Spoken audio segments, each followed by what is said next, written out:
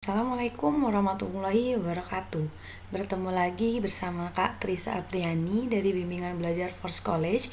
Untuk kesempatan kali ini Kak Trisa mau bahas matematika untuk jenjang sekolah dasar.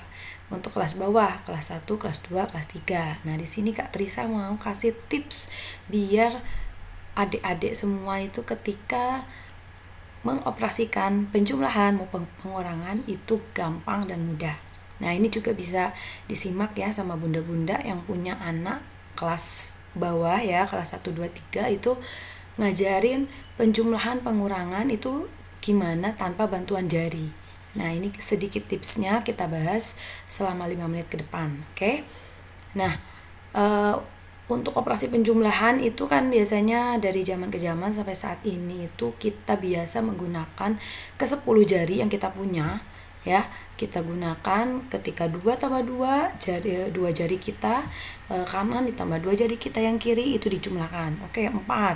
Nah, di sini Kak Trisa mau kasih tips. Sebenarnya untuk operasi penjumlahan maupun pengurangan itu bisa nggak pakai bantuan jari. Nah, nggak pakai bantuan jari, nggak pakai bantuan sempoa, nggak pakai bantuan alat peraga dan lain-lain. Nah, kita coba dengan meminimalisir waktu yang kita punya, kita bisa menyelesaikan soal-soal matematika, operasi penjumlahan maupun pengurangan. Oke, kita simak contohnya misalkan ya. Kayak misalnya kita punya soal ya, 5 ditambah 5. Oke, hasilnya berapa? Nah, di sini operasi penjumlahan tanpa bantuan jari itu kita bisa gunakan pakai kotetan atau kita coretan tangan kita dengan menggunakan pensil yang kita punya. Misalkan 5 tambah 5. Oke, kita punya 1, 2, 3, 4, 5. Oke, 5 kemudian ditambah 5. 1, 2, 3, 4, 5. Nah, ketika seperti ini kita bisa langsung, oh berarti 5 tambah 5 itu 10 gitu. Kemudian kalau misalnya kita punya 8 ditambah 5. Nah, ini ketika kalau kita pakai jari tangan ya, kita jari tangan punya 8 kemudian tambah 5, ini buat anak itu agak sedikit sulit, apalagi anak kelas 1 SD. Karena dia harus membayangkan, harus menyimpan angka 8 itu di otak, kemudian dijumlahkan dengan 5. Dan ini membuat waktu yang cukup lama untuk menyelesaikan satu soal. Seperti itu. Nah, cara simpelnya kita tambahkan aja 1, 2, 3, 4, 5. Nanti anak bisa ngitung 8, 9, 10, 11, 12, 13. Oke, dapat 13. Kayak gitu. Kemudian misalnya untuk angka belasan selanjutnya, misalnya 15 ditambah 7. Nah, seperti ini kan agak lumayan ya tingkat tinggi gitu untuk kelas 1 SD. Nah, caranya kita gampang aja, kita bikin kotetan aja. Bisa misalnya kalau nggak mau garis lurus, oke kita bulatan aja 1, 2, 3, 4, 5, 6, 7. Oke, kita lanjutkan berarti 15, 16, 17, 18, 19, 20, 21, 22. Oke, kita dapat 22.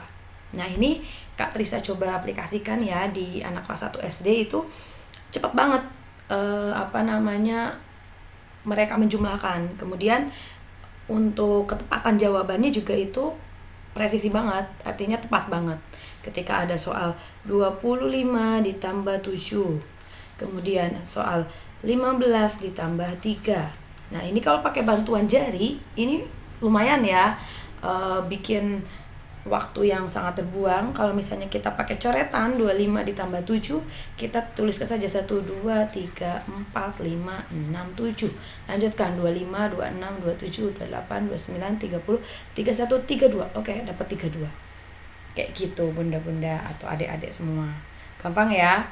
Nah, kemudian kalau 15 tambah 3, nah kita tulis aja 1, 2, 3, 15, 16, 17, 18.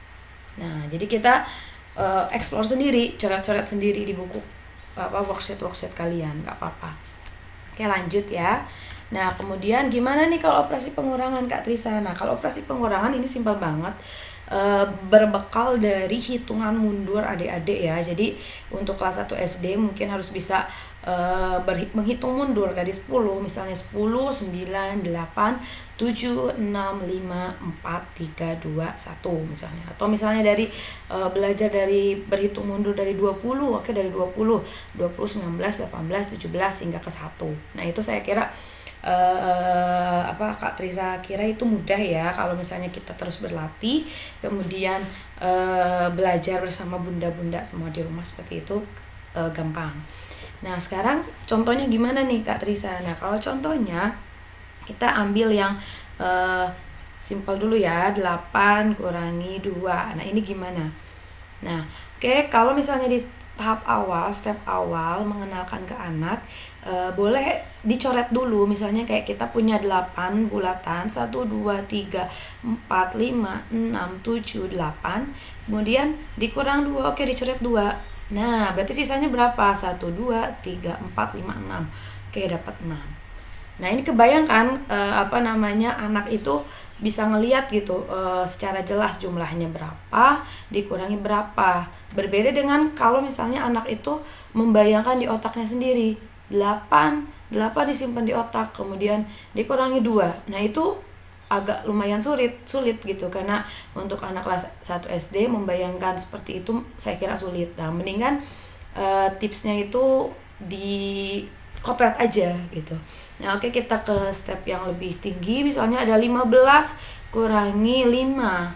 Kita punya bulatan 1, 2, 3, 4, 5. Nah, sekarang kita hitung mundur dari 15, berarti 15, 14, 13, 12, 11, 10. Dapat 10. Begitu. Nah, ini lumayan memangkas pengerjaan waktu soal ya. Kemudian ketepatan jawaban juga lumayan tinggi gitu. Nah, jadi seperti itu. Kalau misalnya ada 20 kurangi 9. Kalau nggak bulatan, kita garis aja 9. 1, 2, 3, 4, 5, 6, 7, 8, 9. Kita kurangi 20, 19, 18, 17, 16, 15, 14, 13, 12, 11. Berarti kita dapat 11 di sini, seperti itu. Nah, ini untuk kelas 1 SD mungkin lumayan bisa bantu ya, bisa buat menggambarkan bahwa matematika itu nggak sesulit yang dibayangkan gitu. Terima kasih. Cukup sekian, mudah-mudahan bisa bantu untuk bunda-bunda yang lagi ngajarin anak-anaknya atau adik-adik yang sekarang nonton video Kak Trisa untuk kelas 3 SD, 4 SD, atau kelas 2 SD itu coba boleh dilatih dengan cara seperti itu. Terima kasih. Assalamualaikum warahmatullahi wabarakatuh.